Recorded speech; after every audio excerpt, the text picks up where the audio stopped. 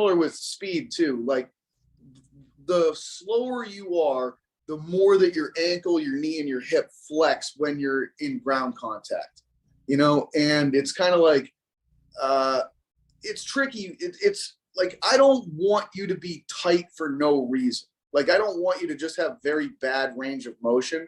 It's more that during the task itself, I want there to be very minimal range of motion. And that occurs in large part, like, I'm not sure that we have all of the answers at this point in time, but it's almost like a great athlete can selectively switch between the North Pole and the South Pole, depending upon needs. Okay. If we're talking just full speed sprinting straight ahead, you don't need to have like a tremendous amount of range of motion.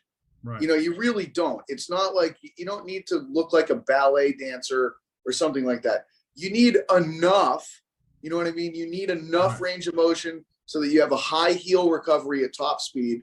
You need enough range of motion so that you get hip separation while you're running.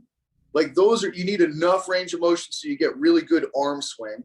Right. But we're not talking about like things that are outside the norms for human beings, like at all.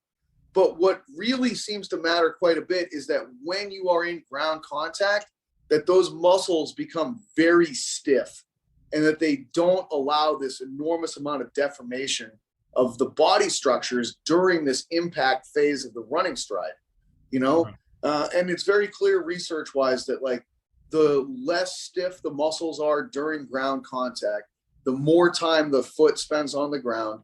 The more time that the foot's on the ground, the less elastic return is coming through all the connective tissues. The less time that you have elastic return, it means that you have to use more muscle to actually power yourself through space. The more time that you're using muscle, the more fatigued the muscles are going to become.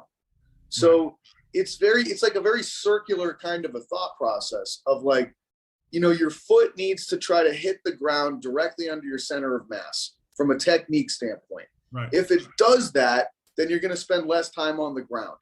If you spend less time on the ground, you get more elastic return.